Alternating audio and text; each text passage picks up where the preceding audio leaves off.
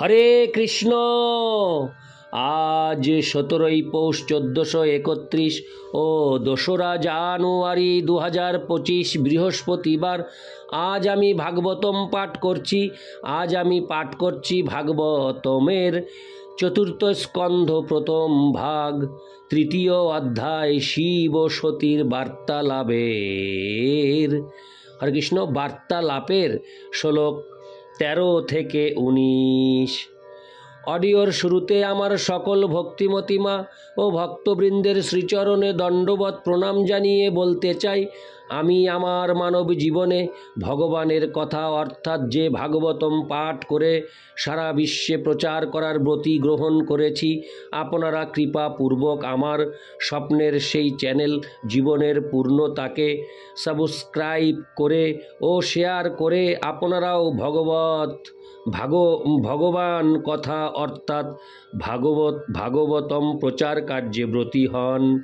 বর্তমান পৃথিবীতে ভাগবত কথা প্রচারের খুব প্রয়োজন। সেই প্রচার শুধু আমি একা করলে হবে না, তাই দয়া করে আপনারাও আমার এই অডিও শেয়ার করে এই আনন্দ যজ্ঞে সামিল হন। আর আমার ভাগবত পাঠ কেমন লাগছে আমার অডিওতে একটি কমেন্টস করে আমাকে জানাবেন। আমি আপনাদের কমেন্টসের আশায় অধীর আগ্রহে বসে থাকি। হরে কৃষ্ণ। শ্লোক 13। কথং সুতয়া পিতৃগেহ কৌতুকং নিশম্য দেহ সুরবর্ষ নেঙ্গতে অনাহুতা অপ্যভিজন্তি সৌরিদং ভূর্তুর্গুরোর দেহ কৃতশ্চ কেতনম। অনুবাদ: হে দেবশ্রেষ্ঠ, পিতৃগৃহে উৎসবের কথা শুনে কন্যার দেহ কিভাবে অবিচলিত থাকতে পারে? আপনি যদি মনে করেন যে আমাকে সেখানে নিমন্ত্রণ করা হয়নি, কিন্তু বন্ধু, স্বামী, গুরু অথবা পিতার গৃহে তো বিনা নিমন্ত্রণেও যাওয়া যায়। ইতি শ্লোক 13। শ্লোক 14। তন্মে প্রসীদেদো মমর্ত বাঞ্ছিতং কর্তুং ভবান কারুণিকো বতার্হতি তত্তাত্মনোর্দেহ হমোদভ্র চক্ষুষা নিরূপিতা মানুগৃহানো যাচিত। অনুবাদ: হে অমর শিব, কৃপাপূর্বক আপনি আমার মনোবাঞ্ছা পূর্ণ করুন। আপনি আমাকে আপনার অর্ধাঙ্গিনী রূপে স্বীকার করেছেন, অতএব আমার প্রতি কৃপা প্রদর্শনপূর্বক আপনি আমার অনুরোধ স্বীকার করুন। ইতি শ্লোক 14। শ্লোক 15। ঋষিরুবাচ এবং গৃত্র প্রিয় আভিভাষিত প্রত্যভ্যোধত্ত প্রহসন সুহৃৎ প্রিয় সংসারিত মর্মভিদ কুবাগীষূন জনাহ কো বিশ্ব সৃজং সমক্ষত। অনুবাদ: মহর্ষি মৈত্রেয় বললেন, কৈলাস পর্বতের ত্রাণকারী শিবের যদিও তখন বিশ্ব স্রষ্টাদের সম্মুখে তার প্রতি দক্ষের মর্মভেদী কটূক্তির কথা স্মরণ হয়েছিল, তবু তিনি তার প্রিয়তমা পত্নীর বাক্য শ্রবণ করে হেসে উত্তর দিয়েছিলেন। তাৎপর্য: তার পত্নীর মুখে দক্ষের কথা শুনে শিবের তৎক্ষণাৎ বিশ্ব স্রষ্টাদের সম্মুখে তার প্রতি যেসব কুবাক্য প্রয়োগ করা হয়েছিল সেই কথা তার স্মরণ হয়েছিল এবং তার ফলে তিনি মর্মাহত হয়েছিলেন। কিন্তু তা সত্ত্বেও তার পত্নীর প্রসন্নতা বিধানের জন্য তিনি হেসেছিলেন। ভগবদ্গীতায় বলা হয়েছে যে মুক্ত পুরুষ সর্বদাই এই জড় জগতের সুখ এবং দুঃখে অবিচলিত থাকেন। তাই এখানে প্রশ্ন হতে পারে, শিবের মতো একজন মুক্ত পুরুষ তাহলে কেন দক্ষের কথায় মর্মাহত হয়েছিলেন? তার উত্তরে শ্রীল বিশ্বনাথ ঠাকুর, হরে কৃষ্ণ, বিশ্বনাথ চক্রবর্তী ঠাকুর বলেছেন যে শ্রী শিব হচ্ছেন আত্মা। আত্মারাম বা পূর্ণ আত্ম উপলব্ধির স্তরে অধিষ্ঠিত। কিন্তু যেহেতু তিনি তমগুণের দায়িত্বভার সমন্বিত ভগবানের গুণাবতার, তাই তিনি কখনো কখনো জড়জগতের সুখ দুঃখের দ্বারা প্রভাবিত হন। জড়জগৎ এবং চিৎজগতের সুখ ও দুঃখের মধ্যে পার্থক্য হচ্ছে এই যে চিৎ জগতে তার প্রভাব গুণগতভাবে চিন্ময়, তাই চিৎ জগতেও দুঃখ অনুভব হতে পারে, কিন্তু তথাকথিত সেই দুঃখপূর্ণ আনন্দময়। যেমন শ্রীকৃষ্ণ তার শৈশবে একসময় মা যশোদার দ্বারা তিরস্কৃত হয়েছিলেন এবং শ্রীকৃষ্ণ তখন ক্রন্দন করেছিলেন, কিন্তু তিনি যদিও অশ্রুবর্ষণ করেছিলেন, তবুও তা জড়জগতের তমগুণের প্রভাবে হয়নি, কারণ সেই ঘটনাটি ছিল দিব্য আনন্দে পূর্ণ। শ্রীকৃষ্ণের বিবিধ লীলায় কখনো কখনো প্রতীত হয় যে তিনি যেন গোপিকাদের ব্যথা দিয়েছিলেন, কিন্তু প্রকৃতপক্ষে এই প্রকার আচরণ ছিল দিব্য আনন্দের পূর্ণ। হরে কৃষ্ণ, দিব্য আনন্দে পূর্ণ, সেটি হচ্ছে জড়জগৎ এবং চিৎ জগতের পার্থক্য। চিৎ জগতে যেখানে সব কিছুই বিশুদ্ধ, এই জড়জগতে তা বিকৃত রূপে প্রতিফলিত হয়। যেহেতু চিৎ জগতে সব কিছুই পরম, তাই সেখানে সুখ অথবা দুঃখে আনন্দ ব্যতীত অন্য কোনো অনুভূতি হয় না। কিন্তু জড়জগতে যেহেতু সব কিছুই জড়া প্রকৃতির গুণের দ্বারা কলুষিত, তাই সেখানে দুঃখ, সুখ এবং দুঃখের অনুভূতি রয়েছে। তাই শিব আত্মারাম হওয়া সত্ত্বেও জড়া প্রকৃতির তমগুণের অধ্যক্ষ হওয়ার ফলে তিনি বিষাদ অনুভব করেছিলেন। ইতি শ্লোক 15। শ্লোক 16। শ্রী ভগবানুবাচ তয়োদিতং শোভনমেব শোভনে অনাহুতা অপ্যভিজন্তি বন্ধুষু তে যদ্দনুৎপাদিত দোষ দৃষ্টয় বলীয় সনাত্ম মদেন মন্নুনা। অনুবাদ: মহাদেব উত্তর দিয়েছিলেন, হে সুন্দরী, তুমি বলেছ যে অনাহুত হয়েও বন্ধুর গৃহে যাওয়া যায়।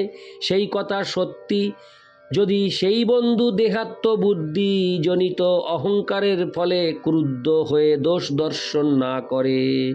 তাৎপর্য: শিব পূর্বেই দর্শন করেছিলেন যে সতী তার পিতার গৃহে যাওয়া মাত্রই তার পিতা দক্ষ দেহাত্ম বুদ্ধিজনিত দম্ভের ফলে সতী নির্দোষ হওয়া সত্ত্বেও তার প্রতি নির্দয়ভাবে ক্রুদ্ধ হবেন।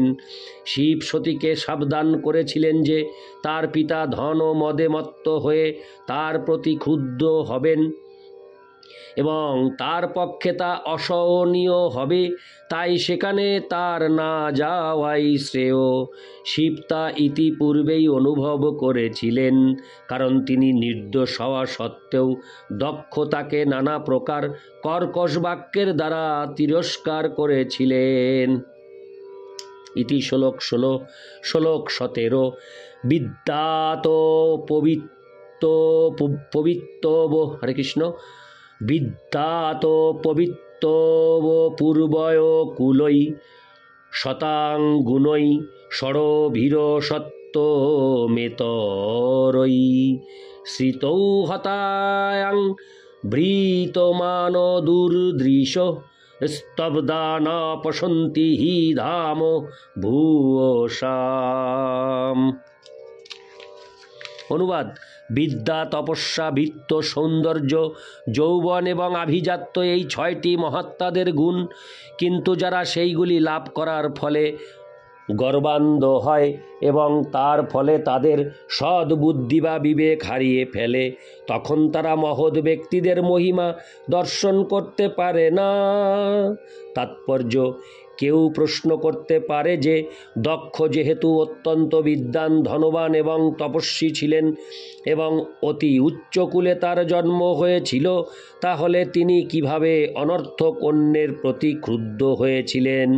তার উত্তর হচ্ছে যে বিদ্যা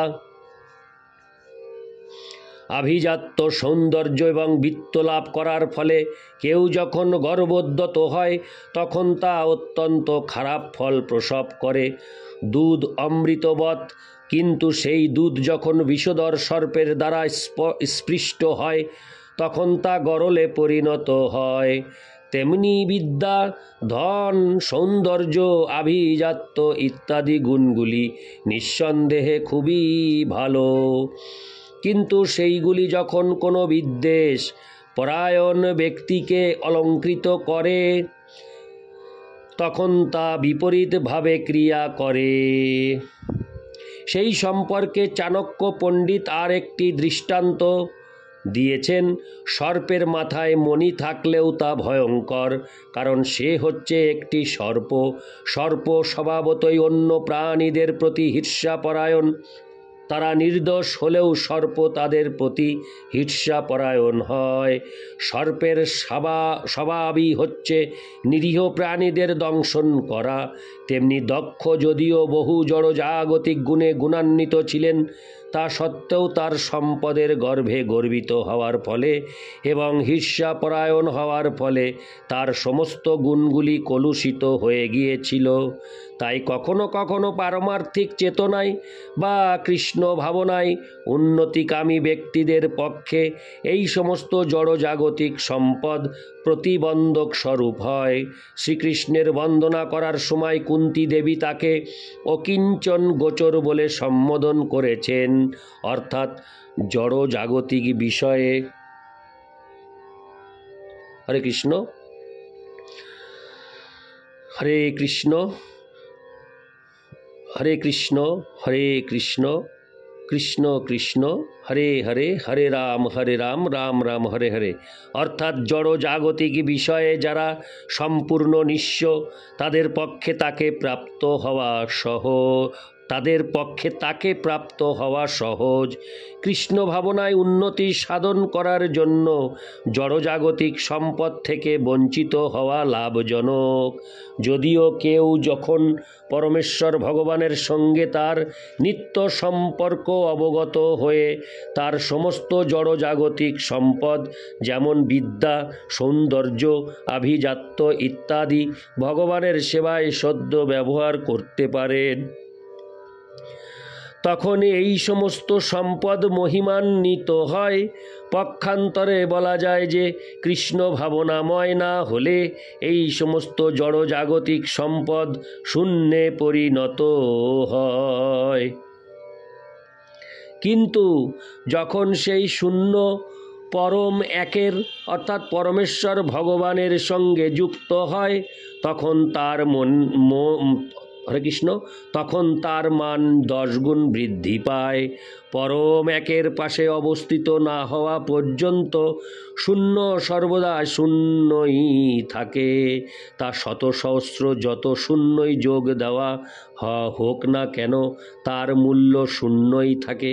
জড়জাগতিক সম্পদ যদি পরমেশ্বর ভগবানের সেবায় ব্যবহৃত না হয় তাহলে তা সেই সম্পদের অধিকারীকে অধঃপতিত করে সর্বনাশ সাধন করতে পারে। ইতি শ্লোক 17, শ্লোক 18। নৈতাদৃশানাং স্বজনব্যপেক্ষয়া গৃহাণ প্রতিয়াদনবস্থিতাত্মনাম যেহোভাগবতান বক্রধিয়াভিচক্রতে আরোপিতভ্রুভীরমর্শনাক্ষিবি। অনুবাদ: যারা অসংযত চিত্ত হওয়ার ফলে অতিথিদের ভ্রুকুটি করাল ক্রোধ নেত্রে দর্শন করে, তাদের আত্মীয় বা বন্ধু বলে মনে করেও তাদের গৃহে যাওয়া উচিত নয়। তাৎপর্য: মানুষ যতই নীচ হোক না কেন সে কখনো তার সন্তান, পত্নী অথবা নিকট আত্মীয়দের প্রতি নির্দয় হয় না। এমনকি একটি বাঘও তার শাবকদের প্রতি দয়ালু হয়, কারণ পশুরাও তাদের শাবকদের খুব ভালোভাবে রক্ষণাবেক্ষণ করে। সতী যেহেতু ছিলেন দক্ষের কন্যা, তাই দক্ষ যতই নিষ্ঠুর এবং কলুষিত হোক না কেন স্বাভাবিকভাবেই আশা করা হয়েছিল যে তিনি অত্যন্ত আদরের সঙ্গে তাকে গ্রহণ করবেন, কিন্তু এখানে অনবস্থিত শব্দটির দ্বারা ইঙ্গিত করা হয়েছে যে এই প্রকার ব্যক্তিদের কখনো বিশ্বাস করা যায় না।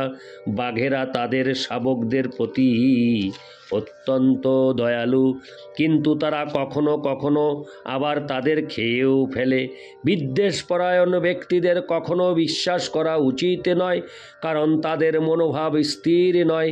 তাই শিব সতীকে উপদেশ দিয়েছিলেন তার পিতৃগৃহে না যেতে, কারণ এই প্রকার ব্যক্তিকে পিতা বা আত্মীয় বলে মনে করে নিয়ন্ত্রিত না হয়ে তাদের গৃহে যাওয়া উপযুক্ত নয়। ইতি শ্লোক 18। শ্লোক 19। তথারিভীর্ণ ব্যথতে শিলিমুখৈষেতে হোর্দিতাঙ্গ হৃদয়েন দুয়তা শানাং যথা বক্রধিয়াং দুরুক্তিভির্দিবানিশং তপোত্তি মর্মতাড়িত।